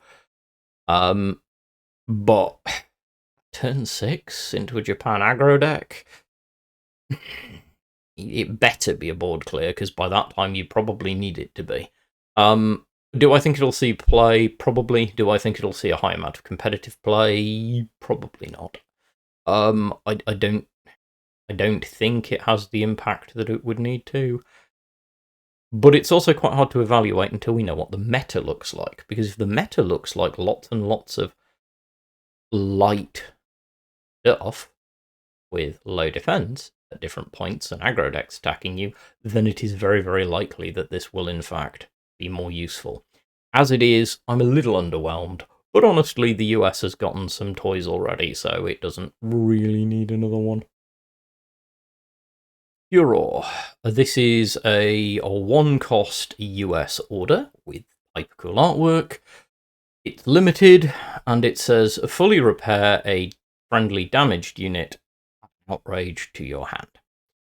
So this is another part of the Retribution deck and the Retribution archetype. This is another way of generating outrage, which is the 1 cost order that then lets you go and develop Retribution from the pool of 12. You'll see 3, pick 1. How many times have I said that in the build-up to this? Probably quite a lot. Anyway, this is another enabling order, and sure, it'll see play. Because fully repairing a friendly damaged unit, if you've got big bodies, and we've seen the US get some big bodies that fit into this archetype. I mean, blue and grey would fit into that archetype if it takes damage. Fully repairing that would be a thing, and then getting an outrage out of it. Yeah, this is probably going to see play. It's decent value. It's a pretty decent limited card. It will probably be part of the archetype. As with all of the covert cards, how strong it is will very much depend on how strong the archetype is, and we just don't know yet. It's shaping up interestingly, but we don't know enough yet about this in play. I have a suspicion it's going to be really quite strong, but we'll see. Overall, though, I will say really cool artwork. Love the name of the card, and we'll see how it goes. Another US order. This is Hidden Plans. This is a standard rarity order, so you can run 4 of these. It is a 1-cost order, and it's got really cool artwork with the radio in the jungle and the funkiness going on behind it. And then you've got the card text, which is, choose one. Draw a covert unit, or reveal a covert unit and give it +1/+1. Right. So, there are lots of use cases for this if you are going nuts on covert. If you are going hard on covert, this will create all sorts of interesting possibilities. Draw a covert unit. I mean, it's 1 cost, draw a card. It is just 1 cost, draw a card that happens to get you a card with a specific type, which you probably want if you're playing a lot of covert. But reveal a covert unit and give it +1/+1. Now, depending on what unit you target with this and when, this could be really strong, because reveal effects are a thing. And depending on the reveal effect that you get, no complaint. And +1/+1 is, in and of itself, not a bad buff.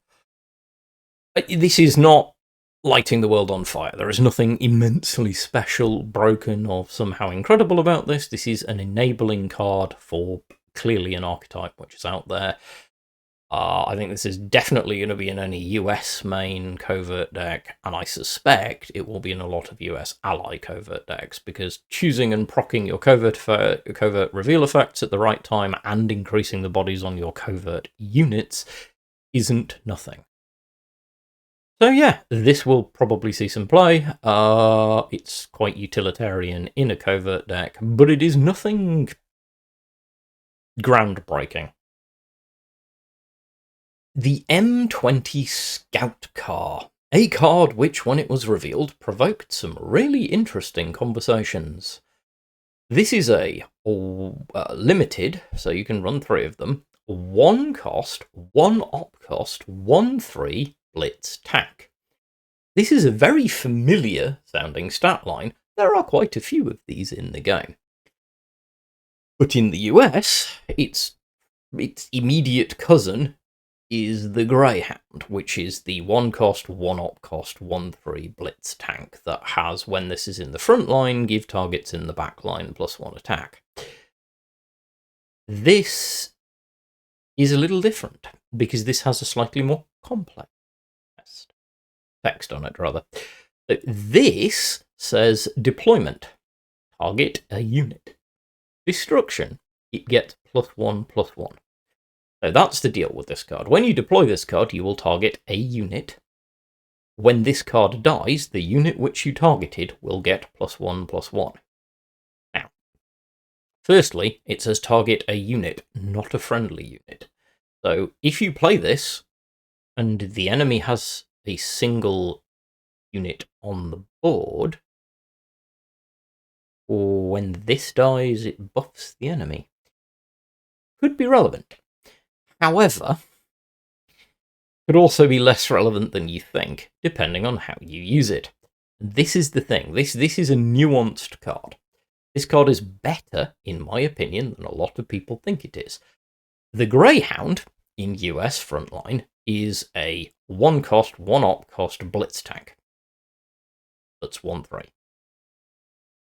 It's the text on the card, with the possible exception, I don't know, you might run a piece of artillery, but more realistically, with the exception of your Sky Train, which you're not going to be playing anymore.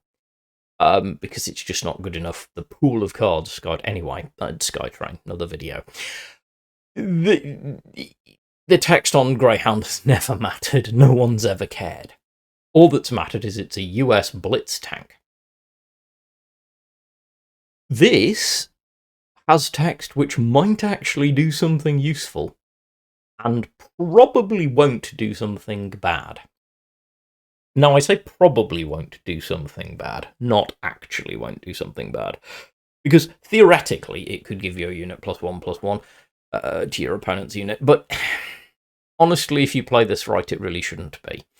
So if you're playing this onto the board and your opponent has frontlined Yokosuka, which is the 1/1 Blitz infantry, or has frontlined a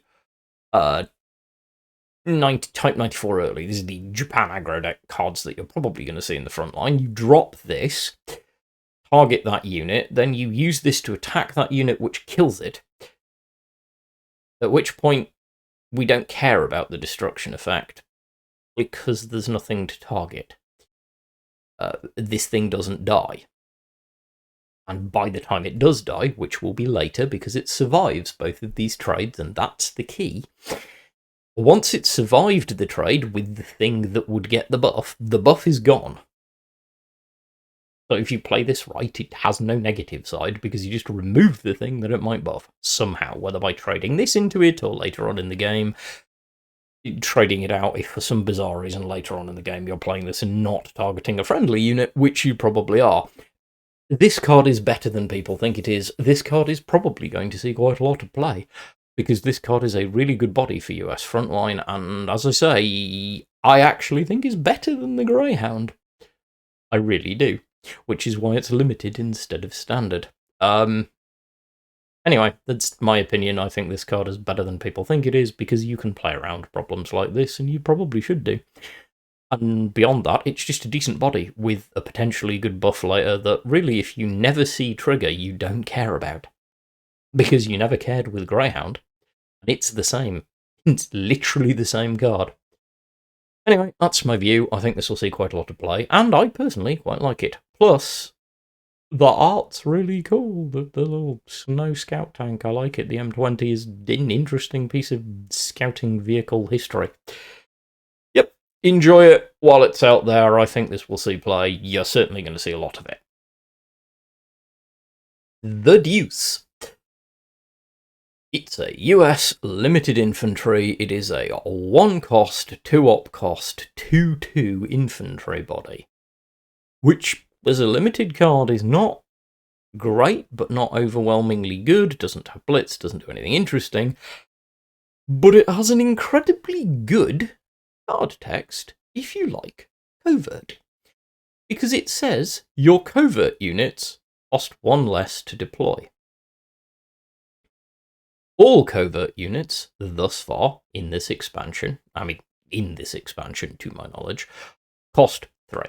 Which means this saves you 1 credit on every single covert unit you deploy. It's Gebirgs Pioneer. It's 67 or whatever it is, Panzer, 68 Panzer. I think 68 Panzer Grenadier, the one that goes to the front and then pops and buys you credits. It's credit cheat.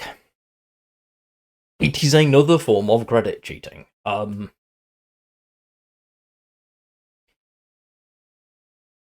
want to have more to say, I do. But I don't think there's a lot left to say about credit cheating, other than maybe we could stop using it for a bit. I don't know whether many, but I know several top players who will agree with me on this, which is maybe we could step off this for a while, because just make cards cheaper and move on. Why wouldn't you? I mean, it's hard. It's hard because I want to say positive things about this, because this card is going to see play. Of course it's going to see play. People are going to play covert decks, and this is basically an auto-include, because the value on this is insane. It's paid for itself in 1 covert card that you deploy on the same or next turn. And after that, it's just making profit, because it's credit cheat. It also doesn't say to a minimum of anything, which means if you've got 2 of these on the board, your covert units cost 1, and I don't even want to think about if you somehow get all 3 of these out. with some insane high roll, and then just really, this is the problem face. This is the face of someone, not the face of someone who objects, not the face I'm not angry, I'm not outraged at how powerful it is, I'm over it already. The credit game thing, this credit cheating, I get it. It's good. Of course it's good. I mean, it's mathematics. But hey, it is a card, it does have cool art, it is going to see play, and it does have good value. I can't deny any of those statements. I just really can't cough up much enthusiasm for it. Right, Retribution cards. This is at the end of the US cards, because I kind of just wanted to put these all in one place and kind of roll through them. They are in no particular order, just the ones that have been revealed since we last went on, and I'm not going to go through these in any great detail because you can go watch my video. I have a whole video on Retribution in which I give very detailed thoughts on this mechanic, and spoiler warning, I'm not the world's biggest fan. Right. However, let's evaluate cards as cards, and that's what I'm going to try and do. You watch the video later, you might realise that that takes some effort. So, our first Retribution, notwithstanding the fact, by the way, that, again, really cool artwork, the fact that every one of these 12 cards has identical artwork, an identical name, and many of them have the same cost, is going to annoy me in my hand. It's going to make it a little bit slower for me to pick cards to play if I'm playing Retribution, so hey, that's the thing. But anyway, this Retribution is different than all the others. One of these things is not like the other. This one is the first one we've seen that is a countermeasure. So, you'll get this card, like all of the Retribution cards, by playing Outrage, and therefore developing, that is, seeing 3 from the pool of 12, and picking one of the Retribution cards. Should you choose this card, you will get a 1-cost countermeasure that says, when a friendly unit is destroyed, destroy a random enemy unit. Okay, great, lovely, fine, whatever, there are ways to use this, but it's not going to light the world on fire. This is not in any way the strongest of the Retribution cards. Next up, another Retribution, of course. This one is 0 cost, an order. Deal 2 damage to target unit. It's just value on a stick. You're never going to be sad to see this as one of the 3 options you can see, because it means if the other 2 are completely useless to you, you get 2 free damage. Granted, it's units, so you can't ping the HQ with it, thank goodness. But still, 0 cost damage. 0 cost fixed, 2 damage. This is stronger than I want it to be. Sure. This is a Retribution. I mean, technically, yes, it's 1 cost to deal 2 damage because you played the Outrage for it. I know, but still, the utilitiness. But anyway, video, other conversations. But I mean, on the face of it, trying to once again control my position on these cards, this is a good value card. 0 cost. Effectively 1 cost for 2 damage to a target unit, not bad. Here's a drinking game to try. Take a shot every time I say Retribution, and then watch my Retribution video straight after this. No, really, don't do that, you might die. Okay, it's another Retribution. It's another order. It's 3 cost, and it is distribute the attack of a friendly unit as damage between all enemies. What? Is anyone ever taking this? This is not a good card. This is in the list of Retribution cards you do not want to see in your developer Retribution card pool, because unless you have a really, really good unit, this is terrible. Like, really bad. 3 cost, randomly distribute the attack of a friend. Unless you've got a friendly unit that has big enough attack to matter, there are so many better things you do. I suppose if you can target a friendly unit with, say, 6 attack, it's a decent value IGN scenario. but you've got to jump through the hoops, and it costs 4, not 3, because of course outrage into this. So 4 cost, 6 damage distributed randomly. I mean, hypothetically, sure, but really, I don't think it's that strong. I'm not impressed. If before seeing this you have already seen my video on Retribution, you will realise that this is not going to be an easy card for me. If you haven't, go watch it. Really, you'll get my completely unabashed opinions on this, but I'm going to just evaluate this as a card. Retribution. It's an order. 4 cost. Develop 2 Retributions. Right.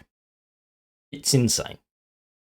5 cost, 2 Retributions. So normally 1 cost, get a Retribution. This is 5 cost, get 2 Retributions picked from the 6 that you see in 2 different batches, which lets you cherry pick your way to the Retribution you really want, but much, much more importantly, potentially lets you get to another Retribution, develop 2 Retributions, or heavens forfend, 2 more Retribution, develop 2 Retributions, which then later on can give you like 4 Retributions that you can play later in the game, and you can see where I'm going with this. Combine this with a good ramp mechanism, which the US is not lacking, and this could get bonkers. This has the potential to be an incredibly strong card, because Retribution has some really potent effects.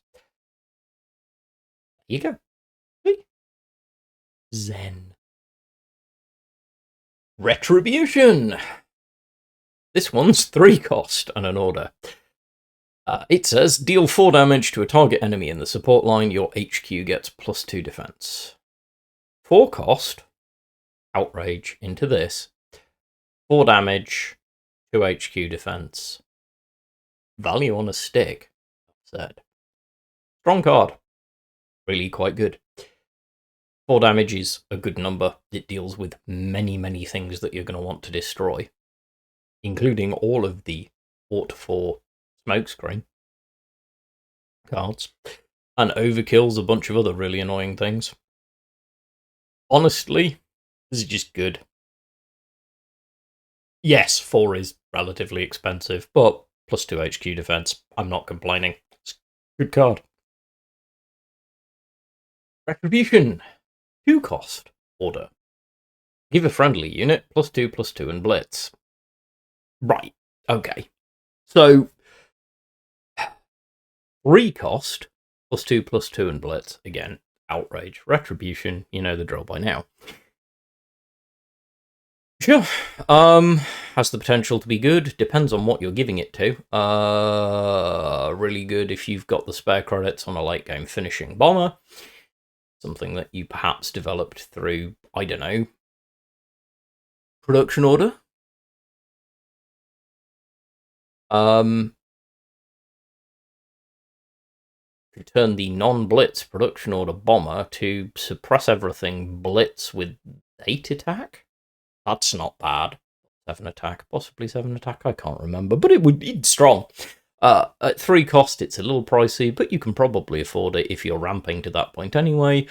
Earlier on, it's probably a lot less good 3 cost for effectively most of the units that you would want to be playing this on early on already have Blitz, so or are going to be on the board and doing something, so Blitz isn't going to help them. So it's just 3 cost for +2/+2, which isn't terrible, but also isn't great.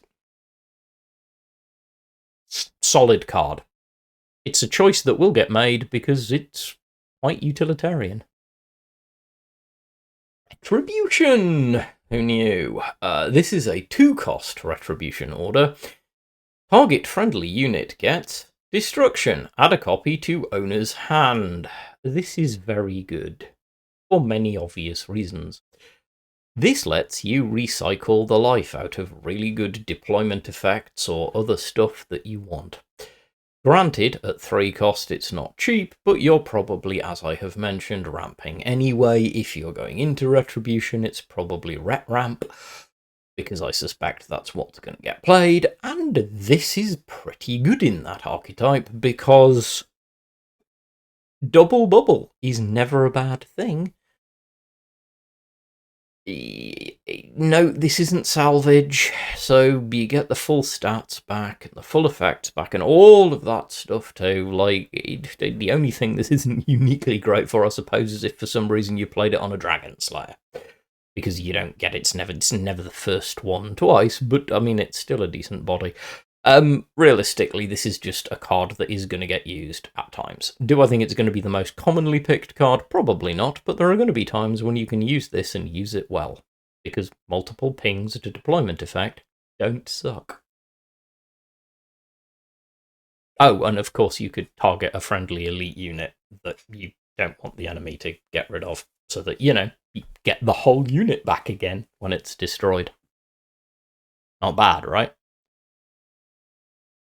Retribution.